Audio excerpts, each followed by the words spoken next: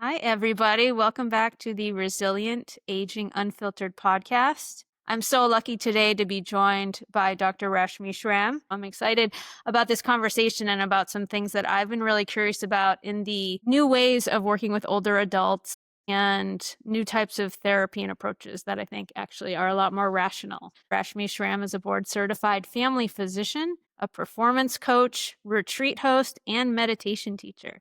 She is the host of the Inner Peace and Power podcast. Rashmi helps busy women to tap into their own inner peace and power so that they can live more energetic and fulfilling lives. She offers group and private coaching programs in addition to hosting transformational in-person retreats twice a year. You seem really happy with your life and your work.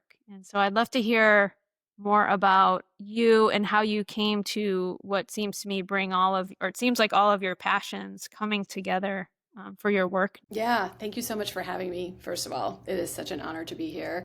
And thank you for that introduction. It's so warm and kind. And it was so great having you on my podcast. It is really taking off. So, really grateful. So, that's the first thing. So, to answer your question as to like, hey, what is this route that got you here? Where I'm getting the sense that there's a baseline sense of contentment in your life is weirdly, non-linear path like most paths are. I was born in India. I lived there till I was 12. Really had a deep sense of a spiritual connection, not necessarily religious, but a spiritual connection that felt very natural. I lived with a huge extended family for the vast majority of my time in India. And then when we immigrated to the United States, we moved to a small rural coal mining town when I was 12. And so there had to be a necessary separation from that in order to assimilate into the culture that I was in for safety reasons. I didn't know any of these things at that time, of course. And so there was always this sort of like longing to return back to this sense of and I don't necessarily mean to use this word spirituality. Maybe we can use the word meditation or mindfulness or some way of being more present than I generally was most of my life, most of my adult life, I should say, until about 15 years ago or so. I really started to have a lot of emotional, mental, physical ailments that just weren't being fixed by the intellect or just our Western medical model, which of course we're not poo-pooing at all. It's wonderful in a million different ways, but it's an incomplete model. And we're not that great at chronic things. And so I was having chronic all the things, chronic migraines, chronic all, GI issues, like things like that, which were completely and directly related to stress. And so when I couldn't quite figure out what else to do, I turned to something that I'd always known internally. And I joked that through college, I was a closet meditator. And it's actually not a joke, I was in my closet. And I also didn't tell anyone else that I was in these meditation groups as well, because there was this sense of like, there must be something broken with me or something wrong with me if I am doing these kinds of practices where I have to completely remove myself from all of these external stimuli and just be within myself. That just wasn't that cool. And now it's really cool. It's really taken off. And so I signed up for my first meditation teacher program about 15 years ago. And that was kind of the doorway for me. And I was practicing high volume family medicine for many years, had little kids. And my husband was working a lot. It was the height of, I would say, the squeeze, right? Like everyone needs you all the time and multiple generations need you all the time. And for me, it was a real lifeline for understanding what was happening within myself. And once I kind of got to a little bit of a stable enough space, and that took me years to sort of figure that out and stop sort of spinning and chasing my tail all the time, then I could kind of come back and be like, oh, I think this could be helpful. Because when you start to shift, people notice and then they kind of want what you have. And it isn't like I didn't necessarily, it wasn't for the external world that I was doing any of this work. It was all internal for me because the external world looked pretty darn good. I mean, I had the house, the kids, the cars, the husband. It was all like perfect and, exactly how it's supposed to be. And there was a dumpster fire in here. And so once I started to understand how to heal within myself, then I was able to kind of bring some of that work back. First with patients, I had a really niche practice for many years. And then when metrics took hold in my practice and it became nearly impossible to do the work that I had been doing for a long time, I left. I started a small micro practice and had that for a while. During that time period, I also started coaching and hosting retreats. And sort of organically, some of that stuff really took center stage. And, we often talk about in our circles, Dani, we talk about the 10xing of ourselves. And it started to occur to me that this was how I could X my impact with the folks that I'm working with. And I believe that I have at least created some necessary impact, because really the folks that I work with are generally leaders in their space. They're holding space for everyone else. And so when we start to, like, I just came back from a retreat, it's 3 women physician leaders who just hold space for so much. They carry so much on their backs. And for them to let go of what's not theirs, for them to come into their own healing space, and for me to be that conduit, not necessarily the person that has to do it, like the conduit for that healing, is magical. And I suppose that's why I tend to have the smile on my face a lot of times. Wow, that's beautiful. I'm curious about that when that crunchy period started 15 years ago. And was that supported when you started shifting how you were using your time or your jobs and things like that? I would say the crunchy period probably started when my kids were born, and my oldest is about to be Sure. 21. Because we don't quite recognize how stressful life is until we have 1 or 2 of those kids. And then we're like, oh my God, it was like so easy before. And so my anxiety peaked through the roof, and I don't know that it ever went down. And that was like, again, 21, almost 21 years ago. And so I would say I managed to survive through the most crunchy periods of that. Survive is, I think, is a really good word for that. And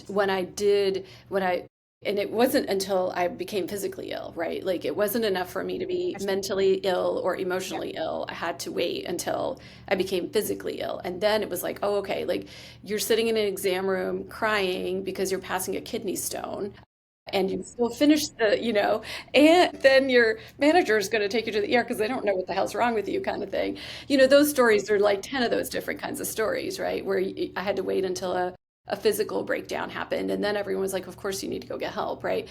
And so for me, I would say, my husband has always been really supportive of this sort of, he wasn't into it at all when I started to, work on meditation or Ayurveda or anything like that. But he also wasn't like, this is garbage. It was more like, okay, if this is going to help you, then see what happens. Because he had watched me like try every prescription, go to all these different specialists. And it's not to say, I think it was really related to stress was what was underneath all of that. And my disconnection from myself was what was underneath that. And so medications aren't necessarily designed to fulfill that need. And so it wasn't that I was in a bad model. It just wasn't fitting for me. So your question of was it supported? Like, in my closest household, it was. And it's interesting. So my parents live in the same town as me. It's a great honor for me to kind of, as the eldest daughter, be, sort of like be able to take care of them as they're getting older and things like that. And they, in their generation, which is interesting, so Ayurveda, meditation, all of those things that, my grandparents' generation and generations before that understood as indigenous wisdom.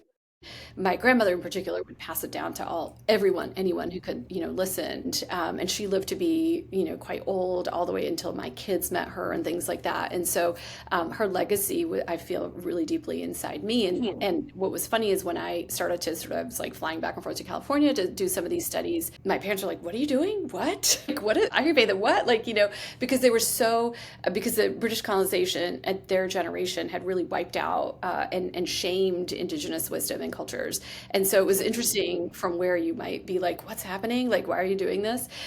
So, and of course that now it's all in, and now science is catching up with some of this indigenous wisdom. Internally, I was in this system that I did realize how lucky I was in that system. We basically acted as private contractors within a system that was very, very large. And so at that time, I had the capacity to say, I'm only going to see X number of patients and I'll just take home this much money.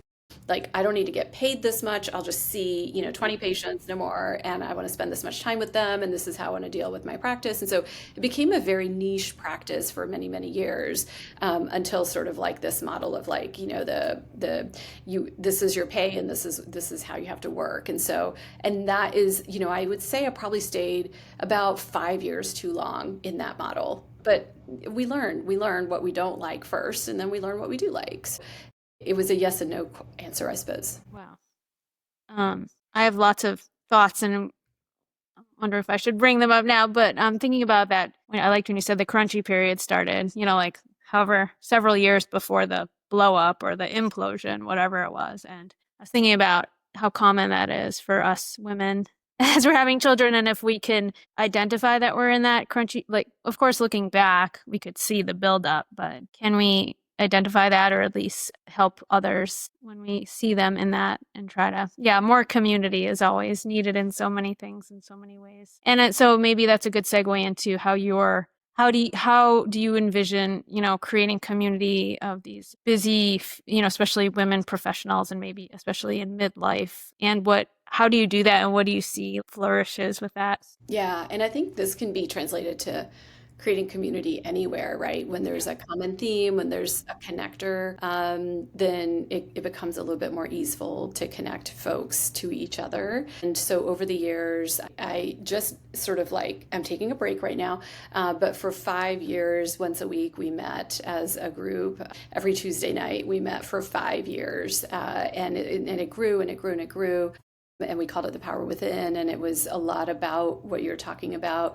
There would be a meditative practice in that time period. There would be a little time for coaching, but mostly it was, hey, let's hold space for each other and let's see what's arising, and let's see if there is a way in which we can support you that you ask for, then we can help you with, rather than trying to solve other people's problems. So I think setting the tone is really important. And with all of these advanced technologies, it's pretty incredible. We can Zoom. Obviously, you and I we aren't in person together, and yet it feels like I'm right here with you. And so I think creating that kind of safety around community and allowing people to feel safe enough to be vulnerable enough is, I think, what creates healing. Now, what I think takes it to the next level is then moving the online community to in person. And so that's really how I started hosting my retreats many years ago. It was, I think, early 2021, once it was sort of like starting to open up, was when I started hosting. And it filled up within 24 hours. It was like,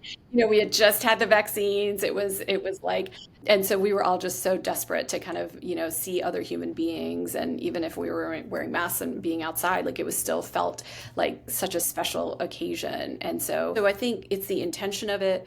I think it's creating safety around it. And I think it is consistency. It's consistency, right? Because when there is that kind of community and there's safety, then people will go out and bring other people in, bring their friends in. And so it can grow in a very organic way. Can you repeat those three things? There was intentionality, safety, and consistency? Yeah. Okay, that's great. Because I think it can be intimidating to be a space holder, or it can be a stretch for some people that they want to create these communities. And if you want to be like perfect. And so I've been thinking more about how to make that more accessible. And I'm still myself working on doing that. And I'm curious to your thoughts. I've found that post-COVID, there's certainly a number of people that aren't excited to get back in person. I work with older adults mainly. A lot. I would have thought more of them wanted to come back and have in-person visits and get together. And yes, of course, pickleball is still a phenomenon that people are coming out for. But I'm curious if you have thoughts or recommendations about what might draw people out more to get together. Yeah. Sometimes if people prefer online, I just do it online. Yeah, fair enough. Like, I don't try to fight them on it. I have, what's funny is I actually have space here. I have like a space that we built, and it's there. And I have local clients, and I will offer it to them. But truly, they prefer Zoom sometimes because it's just easier for them. They don't need to drive 30 minutes. So I guess some of it is just meeting them where they are. And then I have found that it takes a while for people to feel comfortable enough to then want to see these folks in community in person. And so I suppose it's just like allowing that flow to be there, and continuing the open invitation, right? Like, these invitations are just that, they're invitations. There's you opening the door. It's not you like twisting their arm and shoving them inside the door. It's you just opening the door and saying, hey, like, this is what we got. It's a pretty cool space. This is this is my intention. Come on in when it feels safe enough for you to do so. I'd love to shift to these topics that I know you're expert in and I'm just learning about, which are somatic therapy and polyvagal theory. Now, I've taken some classes in these, some introductory things. And I think about for patients and families. These are individuals who are having trouble thinking, they're older, they're stressed, the care partners are super stressed, so they're probably not thinking well. Basically, the cognition is faltering for everybody, whether it's going to continue or it's just temporary. But so of course, so then I thought, well, the body, like the body's wisdom, doesn't that make more sense? And just to also mention, it's sad how talk therapists say, well, people with Alzheimer's really can't engage in therapy because, they can't really like remember what we're talking about. And that's not true, especially for people early on. But then, well, in that case, if we just focus on the wisdom of the body, well, that's the way to go. So I'm curious, if you could tell us a little more about those two areas, and then maybe from a selfish perspective about maybe how you could see that working with like older adults and people with Alzheimer's, and their Yeah, for families. sure. Yes. It's such a rich topic. I love talking about this, particularly because I think it is reemerging as a known entity. Again, like if we asked even the older adults, they may have even had practices like that in their lives. Maybe they went line dancing or something. Maybe they had some kind of practice like that that inadvertently brought them into these senses of like being able to be smarter with their cognition. So I know exactly what you're talking about. I think in the Western paradigm, we have this sort of top-down approach. Like we have to change our thoughts so we can change everything else. And it's not that it's wrong, but it's just very challenging to do so all the time. And especially when the cognition is faltering, it can be even harder to just change your thoughts. And so what I work on a lot, and these are, women whose cognition has not faltered them, but this would work in the other way as well, is we really use the wisdom of the body that you were talking about, right? So often I talk about a bottom-up approach. And that's actually what meditation, Ayurveda, breathwork, all of those things have been talking about for thousands of years. And if we want to bring in a science aspect to it, we can bring in the vagal nerve, which is the 10th cranial nerve. It's the single most important healing nerve within the body. And it is connecting, to me, at least, body and mind, right? So it's really running the show as far as how our autonomic nervous system, the wisdom of the body, if you will, is sensing every moment of our lives. So it isn't something that we're necessarily cognitively aware of a lot of times, but the body, the autonomic nervous system, is moving through saying, is this safe? Is this person safe? Is this circumstance safe? Or are they not safe, right? Like those things are already happening. And the states, like the nervous system states that we're in, are constantly shifting and they're constantly changing. And my learning of it in medical school was woefully inadequate. Like I remember dissecting the vagal nerve in anatomy lab because this thing was huge and it went everywhere. I remember that. But other than that, I just sort of remember like sympathetic, parasympathetic. And it's not that it's not right, but it's more complicated than that. Or it's more nuanced than that. Complicated might not be the right right way to say this. So if it's okay with you, I want to just give like a general overview of how we can think of our autonomic nervous system so that we can kind of delve a little bit deeper into the more granular stuff when we want to get into it. So at any given moment, there are 3 states that we can be in, right? So the first state, and I think you and I are in it right now, which is that ventral vagal, that's that connected, curious state. It's the healing state. It's the most healing state that we can be in. Now, most of the time, everyone will recognize when I say what's the sympathetic overdrive? Like that's the fight or flight response, right? Like, and it doesn't have to be a saber-toothed tiger. In fact, it can't be because they're extinct. So it's going to be you sitting in traffic, you being 2 minutes late for the next meeting, like, or getting that text that it's just going to set you off. Like all of those things, that is that sympathetic fight or flight state. And what tends to happen in the modern era, we have too much stress, not enough downtime. And that is like a fact. You can kind of find lots and lots of data on this. There's chronic daily stress, more so than what's helpful for us. And at the same time, being in that chronic sympathetic state has a very high metabolic cost. And so the autonomic nervous system will automatically, after a certain period of time, move us into what's known as dorsal vagal. So that's where we can look calm on the outside. It is also a very disconnected state. It is that state where we are just numb and we are just moving through from one thing to the other to the other. And it can be really, really challenging if we get stuck in that dorsal vagal state because, the world doesn't know that we're disconnected. We just are. We're not even connected to ourselves. And so when that happens, we can really feel isolated. There can be a lot of loneliness. It can be self-perpetuating, if you will. And so a lot of the work that we can focus on that's really simple to do is first noticing what state we might be in, right? Like what might be some clues. And then noticing how can we get into that ventral vagal state. And by the way, nervous system regulation isn't about always staying in that ventral vagal state. It's about being really intelligent and understanding how we can get back into that ventral vagal state when we notice we're no longer in it. And so it's really constantly moving. It's not like I can tell you 15 minutes I was in that. It's like boop, boop, boop, boop. It's constantly cycling. It's constantly cycling. And so there are definitely really easy, simple ways in which we can come into that ventral vagal. And I'm happy to talk about those because you and we talked a little bit about that on my podcast as well. So, I mentioned line dancing. So any kind of rhythmic moving with other people will immediately bring us into that ventral vagal state. Anything like that. So at my retreats, we do a lot of rhythmic things. We do drumming, we do dancing, we actually do some screaming together that's, in a safe place. Yeah, But it's that I'm into it. vocalization, that vocalization that's really, really helpful. And at the same time, something as simple as humming or a big sigh can actually activate that ventral vagal nerve. And so these are all things that our bodies already know how to do, like think about how we are when we're really frustrated. We might take a big fat sigh. Hey, that's kind of cool. Or if you're feeling really, really, really disconnected, maybe start humming, maybe start listening to some music and humming to it. Anything that activates that ventral vagal nerve can be really helpful. The other thing is just co-regulation. So right now, you and I are co-regulating together. We're looking at each other in the eyes, and I know you're a safe person. I'm a safe person. And that's another easy way to kind of bring us back into that ventral vagal state. And by the way, it doesn't have to be another human being. It can be any other sentient being, generally a mammal. So I very purposefully, when I'm feeling really like jittery or just really disconnected, I will go co-regulate with my 85-pound hairy dog.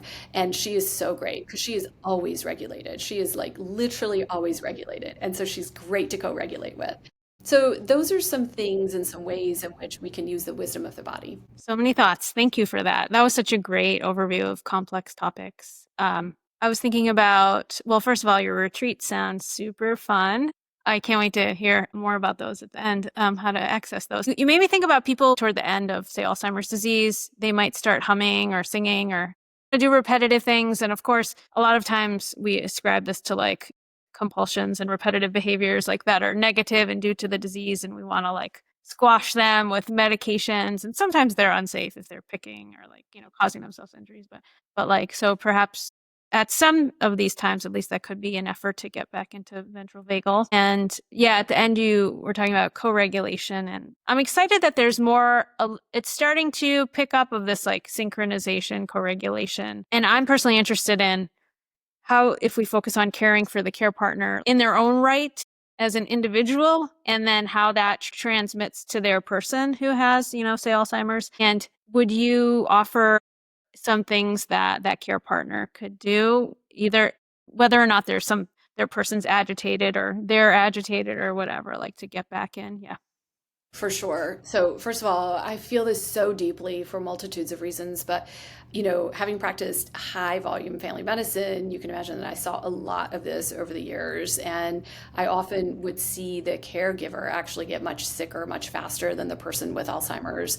And they would often pass away faster and sooner than the person without. Like I would see this, and this was before I really started to understand that we might have tools that we can pass on to them. And it just always, always is so heartbreaking to see that, because I think the infrastructure in the United States, and you mentioned this as well, is just not there for this kind of cognitive decline and at the rate at which we're seeing it.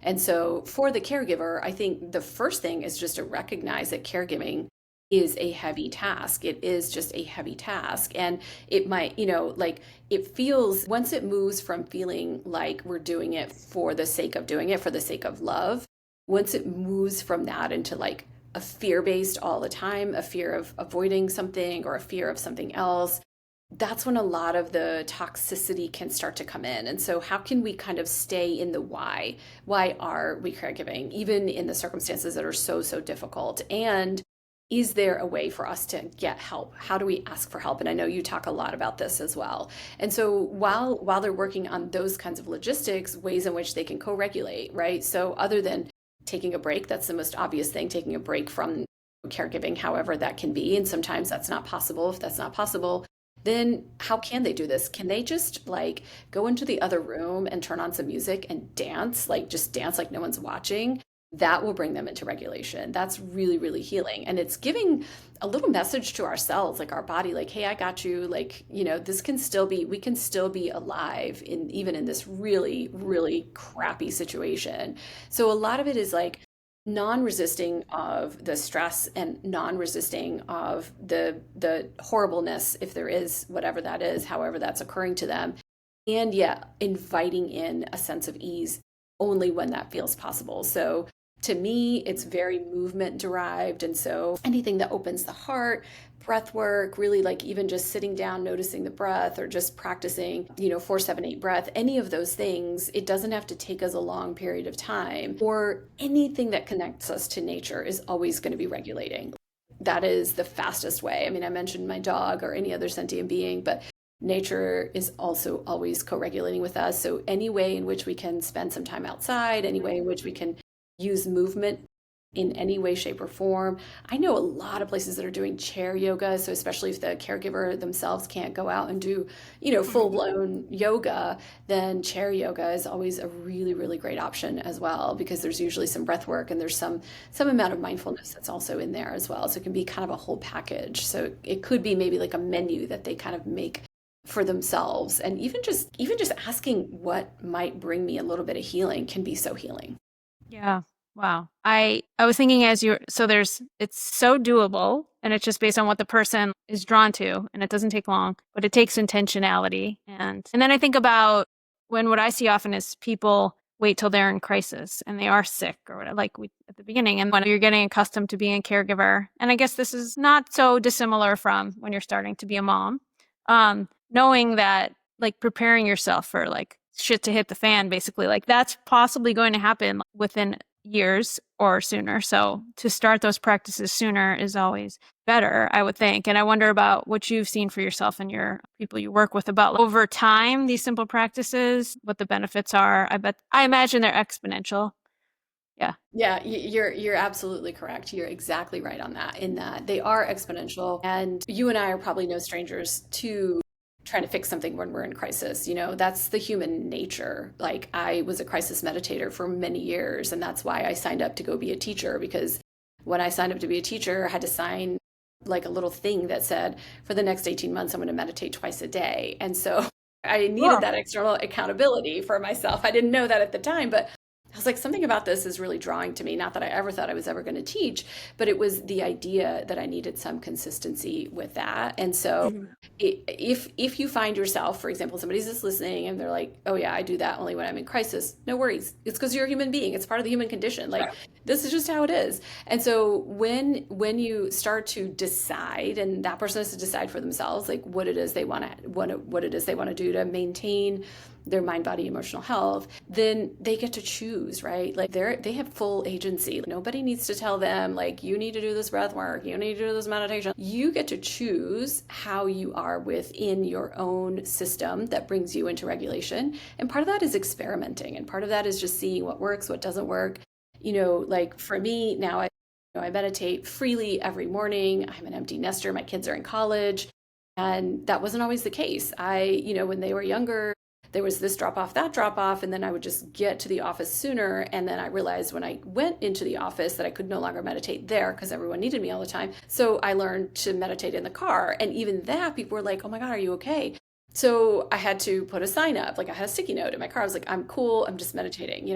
So like, it doesn't have to look any one way. It can be messy and it can be yours, and you can claim it and you can practice it and you can embody it.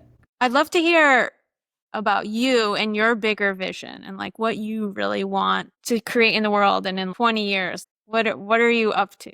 Ooh, okay. Put me on the spot. I love it. I love it. So I So mentioned I'm an can I just tell you what? So it's really inspiring what you're doing. And I know it's not easy and takes a lot of courage.